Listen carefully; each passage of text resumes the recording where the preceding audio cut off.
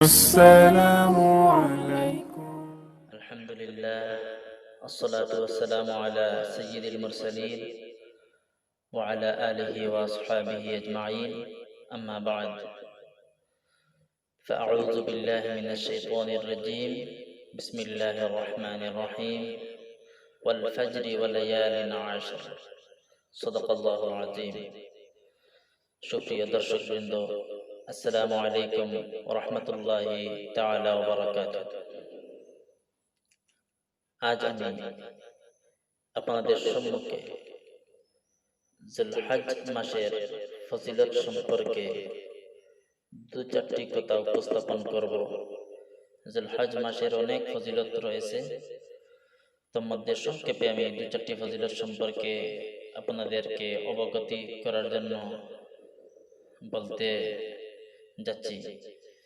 প্রথমত, এই মাসের ফজিলত সম্পর্কে বিশেষভাবে এই মাসে হজ পালন করা হয়। আল্লাহ রাব্বুল আলামিন এই মাসকেই হজের জন্য নির্দিষ্ট করেছেন, তাই এই মাসেই হজ পালন করা হয় এবং এই মাসেই কুরবানি পালন করা হয়, কুরবানি দেওয়া হয়। তাই এই মাসের অনেক অনেক ফজিলত রয়েছে। আল্লাহ পাক কালামে পাকের মধ্যে বলে ফরমাইছেন যে ওয়ালায়ালিন আশর, সেই ওয়ালায়ালিন আশর দিয়ে আল্লাহ রাব্বুল আলামিন এই জিলহজ মাসের সেই 10 রাত্রির কথা উল্লেখ করেছেন।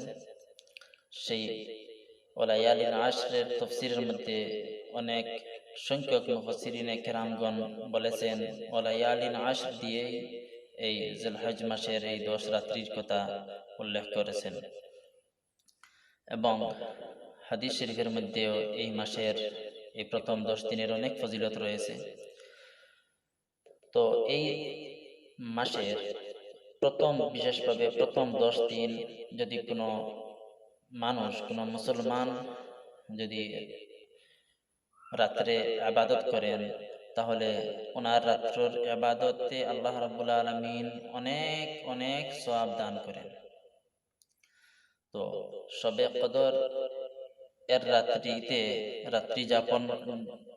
রাত্রি জাগরণ করার পর, ইবাদত করার পর যতটুকু সওয়াব আল্লাহ রাব্বুল আলামিন দান করেন, সেই জিলহজ মাসের এই প্রথম 10 রাত্রির কথা, এই 10 রাত্রি যদি কেহ জাগ্রত হয়ে ইবাদত করেন, তাহলে শবে কদরের রাত্রিতে জাগ্রত হয়ে যত সওয়াব পাওয়া যাবে, তত সওয়াব আল্লাহ রাব্বুল আলামিন, তত পুণ্য আল্লাহ রাব্বুল আলামিন এই জিলহজ মাসের সেই 10 রাত্রিতে কেহ যদি জাগরণ করে ইবাদত করেন, তত সমপরিমাণ আল্লাহ রাব্বুল আলামিন সওয়াব দান করবেন।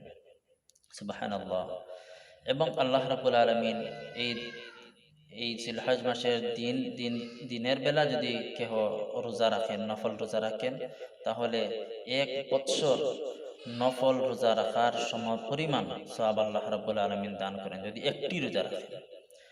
তো এই হাদিস দ্বারা এবং কোরআনে কারীমের এই আয়াত দ্বারা বোঝা যায় যে এই 10 রাত্রির, এই 10 দিনের ফজিলত কি পরিমাণ, সাংঘাতিক ফজিলত আল্লাহ রাব্বুল আলামিন রেখেছেন। আর আল্লাহ রাব্বুল আলামিন এই 10 দিন ইবাদত করাকে অনেক পছন্দ করেন এবং অনেক আজর দান করেন। তাই এই 10 দিন আমরা জিলহজ মাসের চাঁদ হওয়ার পরই যাদের উপর কুরবানি ওয়াজিব, ওনাদের জন্য মুস্তাহাব হলো ওনাদের চুল, ওনাদের নখ যেন না কাটেন। যদি কেহ কোনো মানুষের যদি 40 দিনের উপর হয়ে যায়, তাহলে 40 দিন গত হয়ে যায়, তাহলে উনি ওনার চুল, ওনার নখ বা ওনার পশমগুলি কাটতে পারবেন। অন্যথায় এই 10 দিন চুল, নখ এইসব জিনিস যদি উনি না কাটেন, তাহলে আল্লাহ রাব্বুল আলামিন অনেক ফজিলত দান করবেন এবং মুস্তাহাবের উপর আমলও হবে। এবং বিশেষভাবে এই 10 দিন আল্লাহ রাব্বুল আলামিনের বড়ত্ব বয়ান করবেন, তাসবিহ পাঠ করবেন, সুবহানাল্লাহ, আলহামদুলিল্লাহ, আল্লাহু আকবার, লা ইলাহা ইল্লাল্লাহ। হাঁটতে বসতে সব সময় তাসবিহগুলো যেন মুখে রয় এবং আমরা সব সময় তিলাওয়াতে ব্যস্ত। নামাজ অন্তত প্রত্যেক দিন ওইভাবে অতিবাহিত হয় যেন আমাদের 5 ওয়াক্ত নামাজ জামাতের সহিত আদায় হয়। এবং এইরকম বেশি বেশি করে আবাদত করার আমরা আল্লাহ রাব্বুল আলামিন আমাদেরকে তৌফিক দান করুন।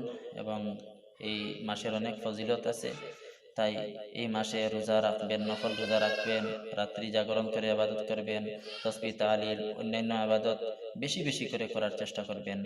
আল্লাহ রাব্বুল আলামিন আমাদেরকে আবাদত করার তৌফিক দান করুন। আর আবাদতটি ইখলাসের সহিত শুধু আল্লাহকে রাজি খুশি করার জন্য আমাদের সকল প্রকার ইবাদত করা দরকার। তাই আল্লাহ রাব্বুল আলামিন আমাদেরকে এই 10 দিন বেশি বেশি করে ইবাদত করার তৌফিক দান করুন। আমিন।